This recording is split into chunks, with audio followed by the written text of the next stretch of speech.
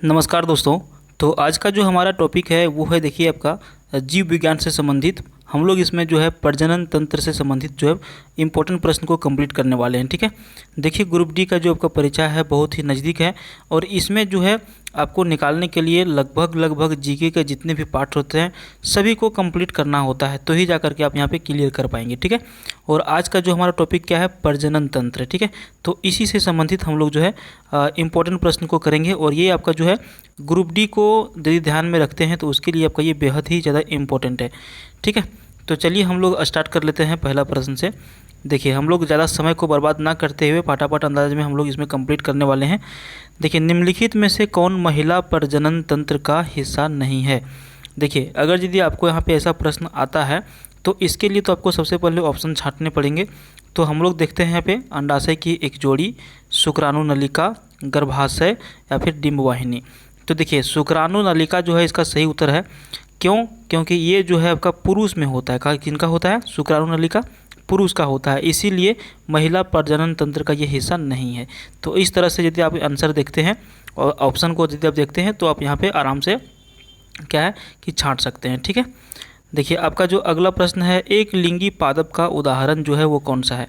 तो सही उत्तर आपका हो जाएगा ऑप्शन 2, पपीता। एक लिंगी पादप का जो उदाहरण है ये आपका पपीता होता है। ठीक है, देखिए, नेक्स्ट क्वेश्चन आपका है, शुक्राणु अस्थायी रूप से खाली स्थान में संग्रहित होते हैं। देखिए, ठीक है, सही उत्तर हो जाएगा इसका ऑप्शन ये, अधिवृषण।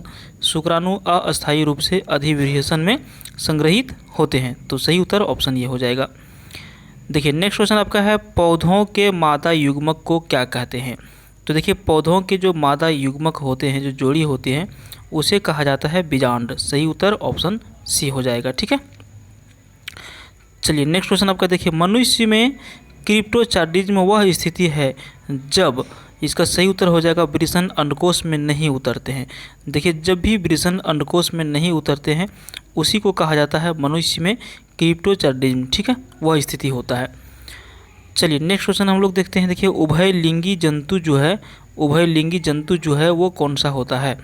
तो देखिए, उभयलिंगी जंतु जो है ये आपका हाइड्रा होता है। सही उत्तर ऑप्शन सी हो जाएगा। ठीक है, चलिए नेक्स्ट क्वेश्चन देखिए, कॉर्पस ल्यूटियम के द्वारा क्या स्राव होता है।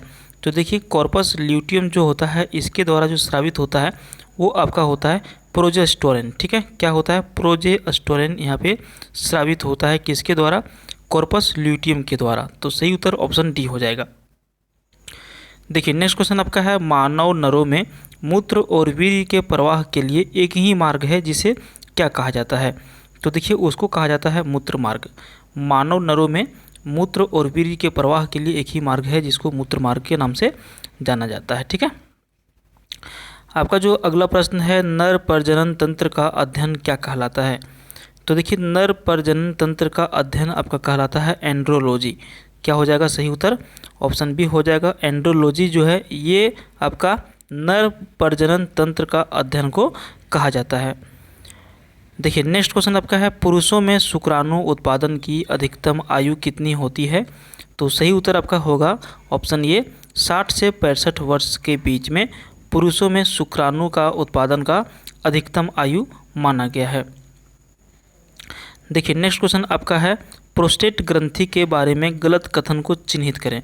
तो देखिए, ये जो प्रोस्टेट ग्रंथि है इसके बारे में गलत कथन जो आपका है वो आपका है स्राव अम्लीय प्रकृति का होना। ठीक है, यही है प्रोस्टेट ग्रंथि के बारे में गलत कथन। देखिए, नेक्स्ट क्वेश्चन आपका है, निम्नलिखित में से कौन शुक्राणु के लिए ऊर्जा का स्रोत होता है। तो देखिए, शुक्राणु के लिए जो आपका ऊर्जा का स्रोत होता है वो आपका होता है फ्रुक्टोज।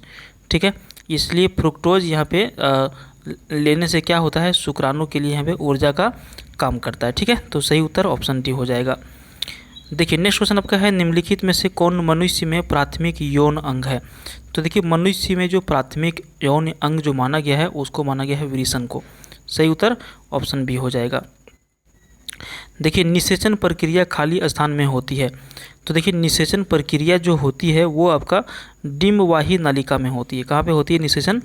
तो ये आपका डिंबवाही नलिका जो है यहाँ पर निषेचन प्रक्रिया क्या होता है, मतलब कि होता है। ठीक है, सही उत्तर आपका हो जाएगा डिंबवाही नलिका।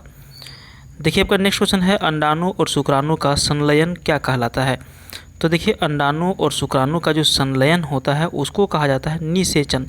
क्या कहा जाता है इसको?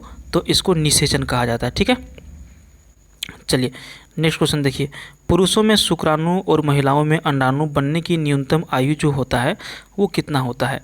तो राइट आंसर अगर यदि हम बात करें तो हो जाएगा 12 से 18 वर्ष। ये आपका न्यूनतम आयु है। ठीक है, पुरुषों में शुक्राणु बनना और महिलाओं में अंडाणु बनने का जो न्यूनतम आयु है 12 वर्ष अगर यदि हो गया है तो यहाँ से ये बनना क्या होता है स्टार्ट हो जाता है।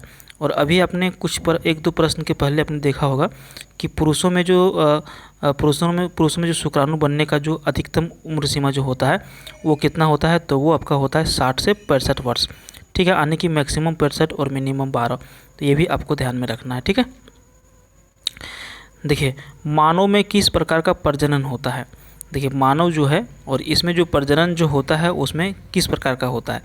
तो मानव प्रजनन जो है ये आपका लैंगिक प्रजनन है। अपने ये आपका जो है अंडर 10th में, जब 10th में पढ़ रहे होंगे उस टाइम भी इसको डिटेल में बताया गया है एनसीईआरटी का, यदि आप बुक पढ़े होंगे तो। मानव में किस प्रकार का प्रजनन होता है? तो ये आपका लैंगिक प्रजनन होता है। ठीक है, किस तरह का होता है? लैंगिक प्रजनन होता है मानव में। देखिए अगला जो आपका प्रश्न है जस्ट अपोजिट है, अलैंगिक प्रजनन निम्न में से किस में होता है?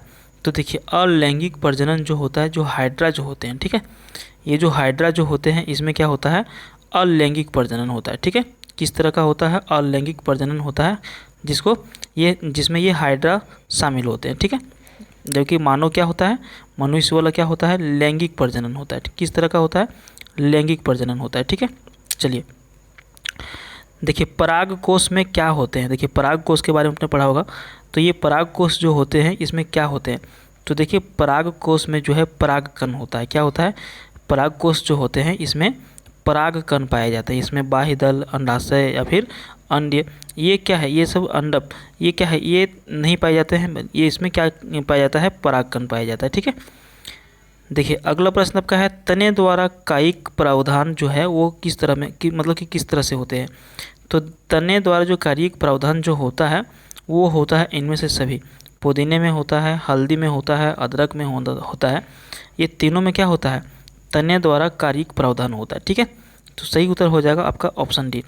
देखिए आपको बता दें कि इसमें से अगर यदि कोई भी प्रश्न आता है, अगर यदि आप इसमें एक दो बार पढ़े रहते हैं, रिवीजन किया हुआ रहता है आपका, तो क्या है कि अगर यदि परीक्षा में आप एक प्रश्न जैसे देखते हैं आपके दिमाग में तुरंत क्या होता है? ये कैलकुलेट हो जाता है कि हाँ इसका आंसर ये होना चाहिए। ठीक है, देखिए अगला प्रश्न आपका है, फूल का कौन सा भाग फल में बदल जाता है? तो देखिए फूल जो होता है उसका फल में बदलने वाला जो भाग होता है वो आपका होता है अंडाशय। ठीक है, क्या होता है? अंडाशय इसका सही उत्तर हो जाएगा। ठीक है, फूल का कौन सा भाग फल में बदलता है? तो अंडाशय बदलता है। देखिए नेक्स्ट क्वेश्चन आपका है, फूल में नर जनन अंग जो होता है वो कौन सा होता है? तो देखिए फूल जो होता है और इसमें नर जनन अंग जो होता है वो आपका होता है पुंकेसर। समझ गए? तो देखिए बहुत बार आपको मानव से संबंधित प्रश्न पूछे जाते हैं या फिर क्या है कि पेड़ पौधों से भी प्रश्न संबंधित पूछे जाते हैं, और इसमें हम लोग जो है 25 प्रश्न को कंप्लीट करने वाले हैं। ठीक है, तो अभी तक वीडियो के इतना दूर तक आप बने हैं तो अंत तक ज़रूर देख लीजिएगा, क्योंकि अगर यदि आप अंत तक देखते हैं तो सारा प्रश्न क्या होगा? आपका कंप्लीट हो जाएगा। यानी कि आपका ये जो है प्रजनन तंत्र, ये आपका पूरा टॉपिक ही कंप्लीट हो जाएगा। तो फूल में नर जनन अंग जो होता है उसको क्या कहा जाता है?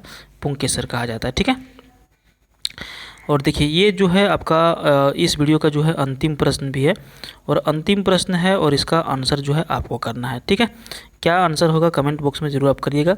प्रश्न क्या है कि मनुष्य के युग्मक में गुणसूत्र की संख्या कितनी होती है? 23 होती है, 46 होती है, 22 होती है, फिर 22 जोड़ा। जो भी आंसर है नीचे अब आइए कमेंट बॉक्स में और यहाँ पर ज़रूर कमेंट आप करिए। ठीक है, फ्रेंड्स के साथ इस वीडियो को शेयर करिए, देखते हैं कितने लोग इसका सही आंसर कर पाते हैं। Thank you.